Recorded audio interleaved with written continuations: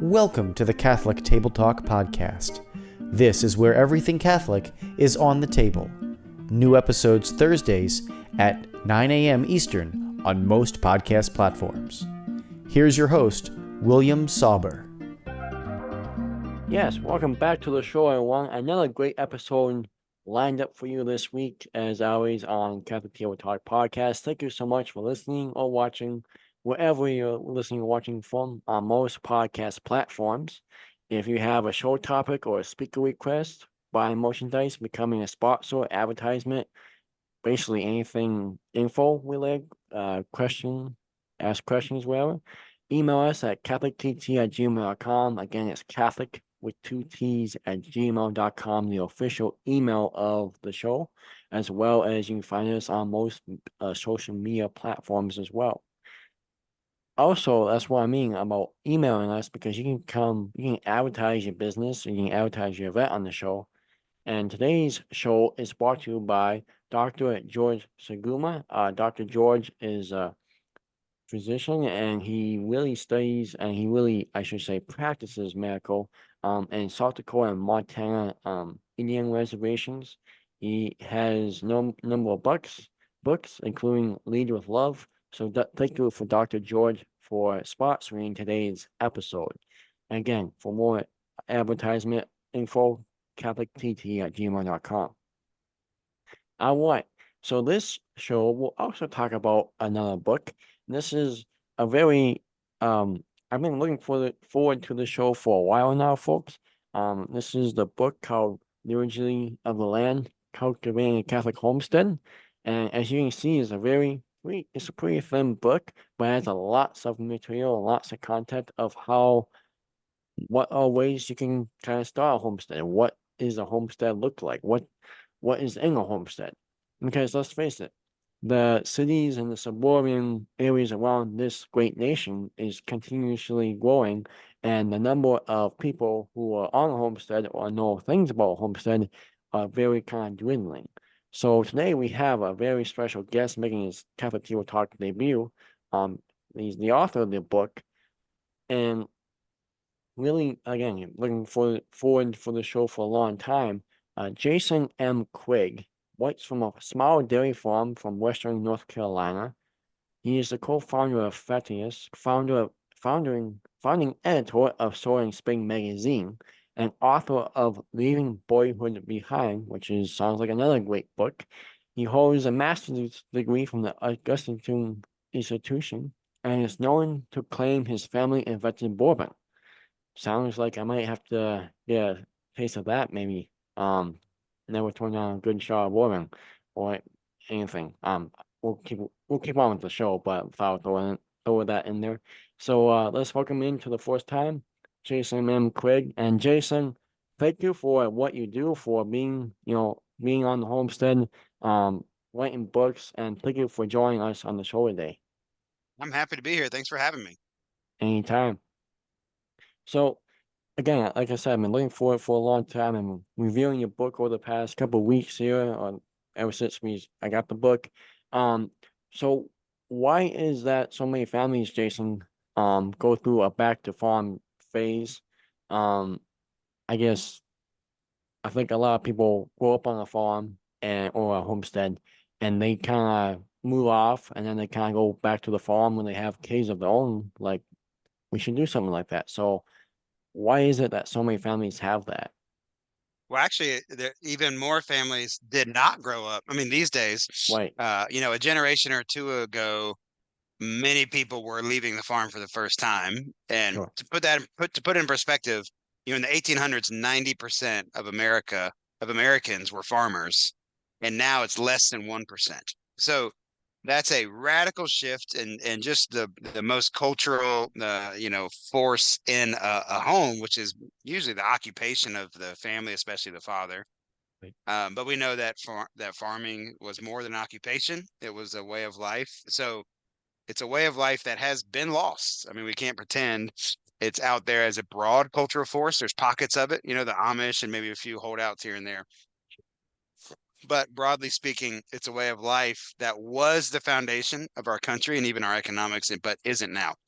So why is it though that families want to go back is kind of your question, or want to return to a homestead, or why does at some point it seem that every family has that moment where, you know what, this would be easier if we were on a farm. Right. There, or this would be better, maybe not easier. This would be better. This being our life. And there's a lot of things that I think a lot of us consider, just tech and media saturation, the influence of the media, of the broader society and mass culture, or what I call mass culture, which we think of pop culture and Right. Lady Gaga and so on. Yeah. The influence of just all of that, you feel sort of out of control of it, and I can relate. I actually, I live in the country, and when we drive into the city, I'm amazed at the billboards. Like I can't. It's like kids, look at your shoes. I mean, even the Yeah. billboards are difficult to go in. And, you're driving on the highway towards the city, and your kid's like, "Hey, what's an adult superstore?" Right. So there's that. There's kind of like, well, let's get away from that. But those are easy reasons. I think the deeper reason is that the family, we don't conceive of it as a productive unit anymore. Meaning, we think of the family as a group of people, by birth and marriage, that live together and pursue their own individual lives outside the home. And they're there to support one another in those lives. But most families don't do work together, That's true. right? So they're not Right. working together. They all have their things and they come together for meals, which is great. But actually, and a lot of us kind of point back to that. A lot of us, when we think of like a traditional or conservatively minded family, we might picture like a 1950s family, and dad goes to work, mom's at home, kids are at school, and they come together for their meals in the end of the day. And that's actually not normal. Even that, it would have been just historically, meaning the broad, um, you know, sweep of humanity, all the way back to Adam and Eve. Sure. They would have worked together, doing the basic tasks of providing food and shelter. And it didn't just stop there. I mean, the food and shelter grew into culture of how they cooked and the meals they had, and the festivities, especially as is baptized by their faith. And Right. so I think the primary reason a lot of families want to homestead, and I'm speaking especially from a father's perspective, is they want the family to be ordered around something they share together, where the production that they're doing together is directly for the family. Because that would, they presume, and they're right in some ways, but it's harder, which is what the book's about, than they think. Um, it does reintegrate the family back together, where our work, our worship, our prayer, our social lives, everything sort of centers around more than just like coordinating calendars of Sure. people that are, largely disintegrated from one another in their day-to-day lives. No, I totally agree with that, Jason. I mean, just to be honest with you right now, I'm still living with my mom and dad. I still got a couple of my siblings living with my mom and dad, and we all work kind of different work hours right now. So we live in the same house together, but I might not see my sister or my mom for until the weekend, just because Mm, the way the hours are. And I right. mean, same thing with people who, well, I mean, just pull it up right here. Like, we're so connected, like you said, to the screen time. It's like, oh, yep, mom, I'll get to that when I can. I won't help my brother with right now with it. I'm playing a video game, you know. Right. So I totally agree. It's back to kind of, like I said, it's not really an easy life, but it just really brings you back to, what I mean. It really okay. It really helps us grow as a family as when we work together and we really appreciate the support of the family, like you mentioned. And yeah, it's really what we're supposed to do as a family, not single off anyone. And yeah, so great point. Yeah. There's I know we've heard the phrase, the family that prays together stays together. There's something Exactly. about the family that works together works better. Right. And I'm not, that's actually not, from an idealized perspective. That's what the data is showing us. I mean, our kind of broad societal experimentation with turning the home from a place of production to primarily a place of recreation and consuming, right? Right. You make money away from home and you bring it to the home to consume it, right? So now you have to consume your work. I mean, I'm talking mostly in food here. Now let's pretend, let's just for a minute not talk about other material goods, but you have to eat. Right. But for most of us, the model is we produce outside the home, and then what we bring home we only consume. So the home itself becomes only a place of consumption, Gotcha. and then we come home and the home then becomes mostly a place of recreation. So the home is for recreating and for consuming, which are parts of the home life. Um, but this is foreign to the human experience. The home was meant to be more than that. And it has been an intentional policy change in our country and in the world that it would be better if the broad sweep of humanity participates in a workforce outside of the home. So when we hear about the division of labor in the industrial age, what did they divide to get that labor more efficient? Well, they divided the family because it's more efficient, and we can't argue with they've produced more material goods. They have, and a lot of people get upset like, "Oh, you homestead farming, romantics. You need to be grateful for your air conditioning and your chainsaw and shut up about the modern Yeah. era." And Right. like, look, I hear you. I mean, but I'm allowed to question um, the tyranny of the model that says that I can't live any other way, or that unless I reject everything modern, I cannot bring my family in as a productive unit. And that might, for a lot of people, the thought that you're going to make your income from farming is delusional. It's just not Right. going to happen. But for a lot of people, there might be 10 square feet of soil in your backyard, and you can grow food out of the soil. So, people say, well, this is an impractical romantic idea. I'm like, okay, I don't know what you mean by practical and impractical, but I Right. cannot fathom something more practical than you can turn dirt into tomatoes. Mm. I don't know what you mean by practical, but I'm saying dirt can turn into tomatoes through the Right. tomato plant or tomato vine. And that's a beautiful thing that act can connect me with God, first of all, the land I live on, my family I live with. And before you know it, I got too many freaking tomatoes everywhere and I can share them with my neighbors. I mean, Exactly. so anyway, it's Oh, not something that just happened organically. It's something that's been happened to us. And that's back to your original question. I think a lot of us are just questioning, like, I'd like to live differently. right. Yeah, and I think too I think some of the states are different, but like around me, for example, too, is a lot of people drive an hour to work. I mean, again, you're not being at home, you're not using the home like it's supposed to be, you're not with your family. And like you said, if you can grow stuff, even if it's a small box in your backyard, in the city, you're doing it together, and you're doing it with love, and I mean, God is love, and you're showing that love with your family, and then like you have too many tomatoes, you share that with your neighbor, and you share that love with them. Yeah. So well explained. And that leads us to the next question, Jason, is, some people might only have a box in the backyard in the suburban home because that's how much land they have. Others might have a big field that they want, raise 100 acres of potatoes on. So what is the real difference between a suburban home and a actual homestead? Yeah. So that is in the book, each chapter, and we're presuming if you're reading this book, you have some interest in homesteading, right? Right. Yeah. At least the idea, and by the way, that's fine to understand the idea. Right. Is I think it's worth understanding what the home is for and what you can do.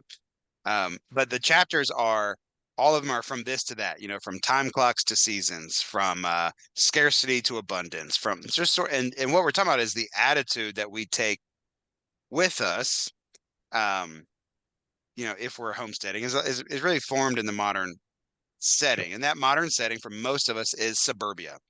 So the suburban home, if you're wondering, is defined by being a place primarily of consumption. I mean, row after row of suburban homes, they're places of consumption that are based on usually commuting to work, and then coming home to a relatively convenient location. The people you live around have similar social economic, realities, Sure. but you're not bound to that place or the home for any practical reason, outside of then maybe its proximity to work, which again, that's becoming more abstracted with remote work, Right. which by the way, in their defense, a lot of homesteaders are able to homestead because of remote work. True. So the difference is that the home itself becomes a place of consumption, which we've alluded to. And the primary difference of a homestead is that you're producing something. So obviously there's a huge spectrum on that between those two. So in the book, we try to lay out options even, or an understanding of the two extremes, right? And what it would take to move from one extreme, which would be 100% consuming suburban household of the modern economy, to a more, traditionally or self-sufficient homesteading model, which is basically a productive home. I do not know anyone who has a fully self-sufficient, meaning no money used, homestead. They might be out there. I just don't know them. So we went with the data we had available of our own experience, but also, significant research. And, you can either make a bunch of money and use that money to buy what you need, or you can make a bunch of stuff and use it, right? There's like gardens and animals and things, and then Right. make the money you need to pay bills, because it seems like we live in an age where the tool of money must be used for some jobs. And that's Right. fine. Money is a tool. Money is a tool. We can use money. Um, so the difference between the suburban home and the homestead is just consuming versus producing. Gotcha. Now, obviously, both homes have to consume, right? It's no use to grow a pig if you don't eat it. Right. It's just that the homestead, the more you go towards that spectrum, towards the homestead, the more your work, your daily activity is the direct procurement of those goods. Now, that the more you move in that direction, the more it becomes also the culturally dominant force in your life. So what I mean by that is, we have milk cows. Okay. So we Right. milk cows morning and night every day. Sunday, Christmas, all days at NY, we milk cows. That's our way of life. That means we don't easily take a week-long beach vacation as a whole family. Right. You know what I mean? I mean so there's things that it limits us. Travel sports teams are not an option. So, um, sorry if I'm rambling, but in the book, No, you're good. what we're trying to do is give people, if you want to homestead, but you're really into like travel baseball, right? Okay, well then that's fine. You might want to raise you want to raise some pigs in the off season because they only last 6 months. You might not want to get milk cows, right? Or Well, you might want yeah. to keep a garden. You keep a garden because the worst thing that happens is drought comes and everything dies and goes to weeds. But you know what? So you mow it down, till it in, whatever. But to your original question, the primary difference is consuming and producing, and how much is your home producing what it needs? Because obviously, if you live in a home, you've got to fill those needs. Those needs are real. It's just Right. most people right now are filling them through the model of I go somewhere to work and I make money, and then we come home and we spend it. That's what we do. The homestead just intervenes a little bit and makes, builds, grows, cultivates, fixes a little bit more on its own. Gotcha. No, really well said, then. I don't think you were rambling at all. I think it was all Okay, good. I was all facts. I mean, truthfully. Um, and yeah, I mean, my mom she grew up on a dairy farm. We know, we used to have beef cows, Jason, but we sold those off. So my mom knows exactly what you're talking about. And yeah, you can't take a beach vacation in the Florida Keys if you have dairy cows or if you have a lot of animals at home because you need to stay there and take care of them, and that's what the homestead um forcing this cow to do. That's what your cow to do. So yeah, it's not something that you're just gonna take up overnight. It has to be a lot of dedication, but if that's what you want, to get away from the other things of of what we've talked about, definitely it's a right fit for you then. So can we live more like a homesteader even if we're living in the city? I mean, I know you briefly kind of taught you explained what suburban homes are is compared to homestead, but if you're a family with let's say you have three children, you live in the city, and you really are good with your jobs and everything, and the kids love the friends in the school, just you're not going to move. Can you still do that in the city? Absolutely. If I joke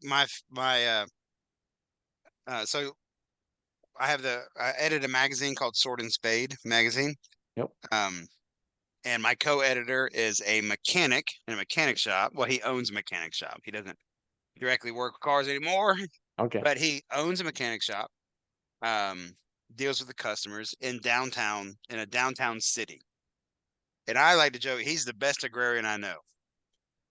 Because he takes the principles of the productive home and the working family. Their family works at the shop. His economy is based on serving and providing his local community. And he is economically intertwined with those people, with his family, his community, his place. He's bound to that place. He's limited to that place. Um, and I'm using those words because those are actually the words that we in the modern world. It sounds like he's a loser, Right. right? He's stuck in his hometown. He's stuck in his family's business. He's forcing his kids into it. He can't expand because he's limited his scope to his own local place. All these things. But he's actually living the principles that would be espoused by sort of an agrarian view. So there are people that have fought back on the dehumanization of places, right? Which we probably don't have time to get into it today, but there is a fact of dehumanization that occurs with what we understand as economic progress in Right. now. And what I mean is the box stores, the urban sprawl, or suburban sprawl, really, that occurs around what does it swallow up and consume? And it swallows up small local businesses. It swallows up, places and family and tradition and culture and replaces it, right, with Chili's and Red Right. Lobster and Walmart, Which there's a which which certain sounds good, but it's it's not the best. what sounds great. I mean, Yeah. and hey, I know where my Walmart is, but don't worry, it's my local Walmart. Right. But what is feeding off of this sort of economic reality is feeding off of is our loss of just home and place and people and work. And then I hope the book helps people articulate. We have a hard time saying, well, what do you want to do? Limit progress or limit economic prosperity or a stunt, Right. what you want to go back to, go back to something. And so, you're romantic. People have a hard time thinking through the reality of it's okay to protect what you love. Um, or to live and be bound to what you love. And so if I were to say, how can someone be more of an agrarian is, I follow a lot of Wendell Berry, and it's to have love and affection for those things that are close to you, Mm. which includes the land, the people, the place, the businesses, those that, and that doesn't mean just affection of like companionship, like or sociability. It means that like, because you're a human and you have practical economic needs, and I want to support you in what you're doing. So I don't know the doctor you mentioned that's sponsoring the show this week, but hey, we are now economically intertwined, and that's good. It Right. honestly, it would be even better if we were all neighbors, because then That's we could true. do it and say, and we would be doing something like love your neighbor as yourself. And so I mean, probably the first thing, if you want to be a better agrarian in an urban suburban life, would probably have like a cookout with your block or your neighborhood, right? To love the people that you're close to and fill each other's needs, right? And that might begin social and spiritual and become practical really quick. But the a lot of us have jumped into homesteading because it forces those things. I Right. have to help take care of people. I mean, um, as an example, and this just happened. Actually, I mean, part of the reason I was late for like my hand is just torn up. See the blood here? Oh. Um, there was some neighbors, some friends, and fellow believers near me, and we were having trouble procuring hay, so we just started talking about, well, maybe we could hire this guy to cut it, and then we'll go pick it up ourselves, and it happened all of a sudden, and basically the hay was on the ground. We had to all go pick it up, and all of a sudden, there was 12 of us out there, just Wow. which half of them were my kids, Wow. or more than half, um, were my kids, or just 10 of us, and we're all picking up this hay, and we're working hard, and we're together, and it's hot, and it was hard, but my kids wanted to be a part of it because because the men in their community were a part of it, right? So if Right. you're a boy and you see well, this is what all the men are doing together. They've got a battle to fight. Well, I want to fight that battle. So they're all day we're doing this, and it's just a small thing, but then we ended up um, with like a significantly cheaper hay than we were all. We have more security because the hay's in our barn. We went to 3 different homesteads, put hay in the barns. Um, we were together, which is really, honestly, if people were honest with themselves, that's what they wanted the most. Sure. And my kids were being mentored and guided, and I mean, it's like all these things were happening. So you say, well, what can we do together? The reason I've chosen it is that it forces these things to happen. So if you're not in this setting, people might feel icky about words like intentional community. It's like, well, I'm sorry. The reality is you're not going to be a community like that by accident. You're going to have to fight for it. I'm not good at those kind of fights. So it's better for me to be homesteading out here because the way of life forces those things. Right. So that I would say instead of, I mean, I probably didn't answer it. Most people would think like, oh, well, grow some tomatoes or do some raised gardens or square foot gardenings or get a backyard bees. All that stuff's true too. But probably begins with love your neighbor and be bound by your place where you are. Right.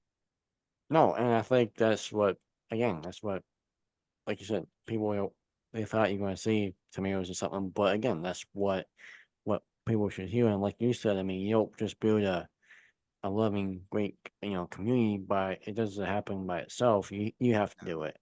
If it happened by itself, Jason, I think the world would be a better place right now. Right. But this doesn't happen, and so yeah. Um, so a lot of people, today in today's society, we hear of farming. Like you farm this many acres, you farm that many acres, do this and that. He's a farmer, I'm a farmer, you're a farmer. What But you use the word farm and homestead differently. What's the difference between a farm and then the homestead? Sure. Obviously the words that are intertwined in our country, United States, um, the word homestead has some longevity because of the Homestead Acts, Right. and the various ways that the West, just for the record, this country was not settled by all force and Western expansion. I mean, and some of that was aggressive and ugly and Yeah. everything from strip mining to the complications of our relationships with, the people that lived here already. Um, but when it comes to settling, the land was farmers, right? And what did they really care about? And they cared first, what were they really settling? Right? The people that Right. settled this country were not the gold rush people, right? No. It was not opportunists heading west.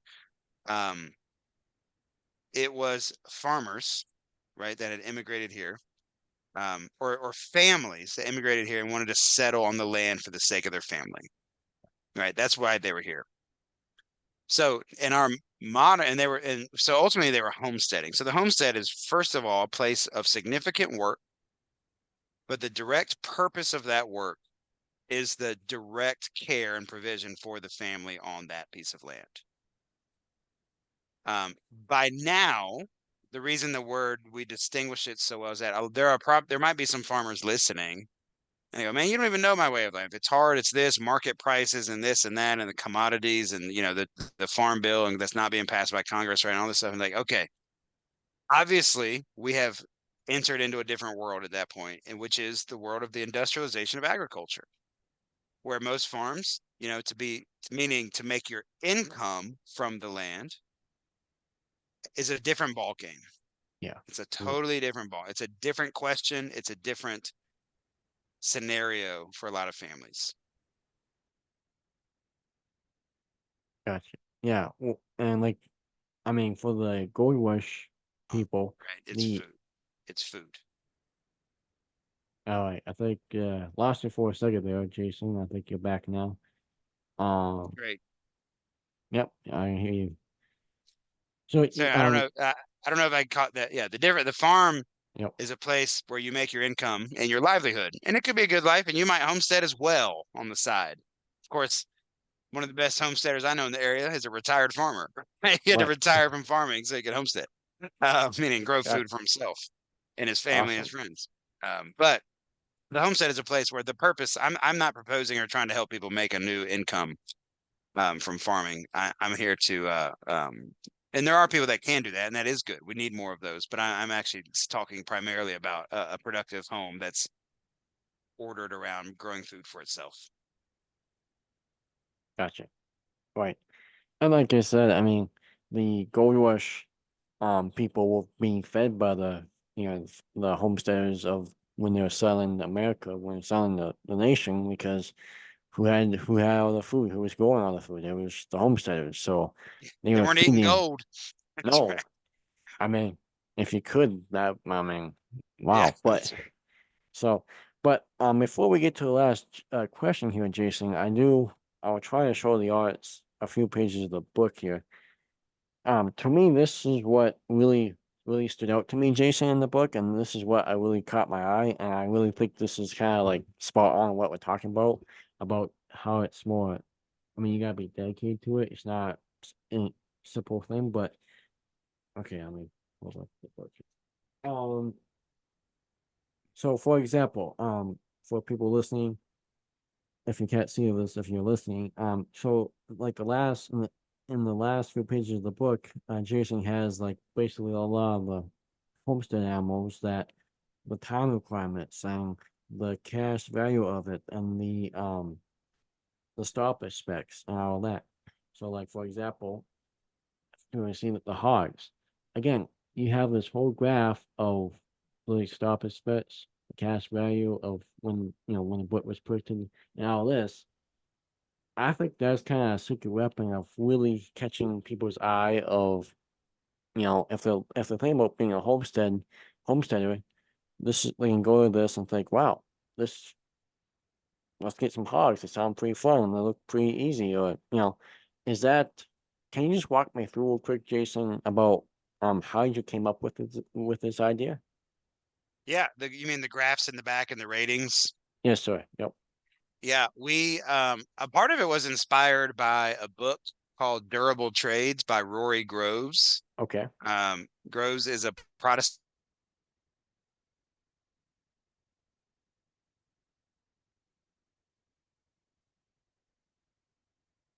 book called Durable Trades, and his proposal was that most people think you need to go to college and find some job in marketing, business, or tech. And Right. that things like and that they're stable jobs, and that's if you want a security, that's where you should go. He makes the really persuasive case that well, actually, a lot of those jobs are completely unstable. Everybody Yeah. was told to be a coder when I was in high school. Now coding is not being done by AI. So Right. actually, some of the durable trades are like carpentry, forestry, plumbing. And he rates these things based on can you get in? How hard is it to get into these works? What's the learning curve? What's the income, family friendliness, that kind of thing. So we were writing this book. We thought, how can we rate? Because a lot of people get on the homestead, and we were trying to help people that are new Right. and they get on the homestead and they just they buy exotic things or these mini cows or 1,000 sheep or Yeah. emus, and we wanted to rate them based on like a reasonable understanding of what the return and the impact on your family would be. So we came up with the metrics and those graphs based on, is this good for your family? Right. And then we try to break out some of those, the learning curve, the infrastructure, the expense, the return, the barter value. Um, and that was so to consider it as a good for your home and not what most people would just like. A lot of times we get stuck when we're like thinking about homesteading. We're like, man, how much money can I make from these pigs? And Right. Yeah. it's like, okay, well, first of all, stop. Why don't you raise a pig first for your family, right? And then maybe we'll. And there's other books that deal with how you can make money from stuff, and a lot of them might get you in trouble, but there's some good ones out there. Um, But what we meant by that is sort of considering the family as an economic unit. And when I say economic, I don't mean just, money in this. What I mean is, that's what the word economy means, household management. So how is this thing like a pig going to affect your household? Gotcha. Yeah. Well, so and like I said, I think to me that's what really caught my eye about the book was like, wow, like people just study this and they can have more of a guide. So you don't buy 1,000 sheep, we can only have 800, and that stuff. So awesome. Right. So real quickly, Jason, I know we're running out of time here, but real quickly, last question of the show is, you know, but like art homesteaders retreating from the world and therefore not being missionaries. Right. What can you say about that one? Yeah. Yeah. I think that's sometimes that's the first or last charge is, Sure. aren't you running away from people? Aren't you running away from the mandate of our Lord even to make disciples of all nations? And the simple answer is, first of all, we're not proposing in the book that everyone move to country, but if they do, there's good news. People in the country also have souls. So evangelization of humanity does not stop at the city limits. But also the intertwining of our lives in this way of life is very evangelical. And the missionary is not a rebuke to the monastery, meaning we can have places of stable contentment as families, and that is normal and healthy and good for our family. And we can be evangelical and stable at the same time. But if there's any model that the family, an ecclesial model, it's not actually the missionary, it's more of the monastery, that we are a place of prayer and stability and self-provision, and that's okay. And we'll love our neighbors and we'll build civilization and society all around us, hopefully. And that's a good and holy thing to do. Right. Absolutely. We kind of gone away from the old ways of really what a family is, what the home is, and doing a homestead is kind of getting back into that. So I highly recommend anyone who is thinking about being a homesteader or who might this sound interesting if you're a young family, or if you're just getting out of college and wondering where to move. Here's the book again. Usually of the land, cultivating a Catholic homestead. Jason M. Craig. He has a big family. He got here late because he was doing hay, and he has a bourbon recipe, which again I like to kind of taste them or get my hands on it somehow. And but Jason, thank you for your time today, and we'll hopefully come back on the show again. Thank you so much. God bless you. God bless Catholic Table Talk. Awesome. Thank you, Jason. That's Jason Craig, everyone. Again, go get his book. We'll have the link down below, so it's easy access for you, so you can order it. And stay in the state of grace, everyone. Go to the sacraments. Love your neighbor as yourself. And we'll see you next week.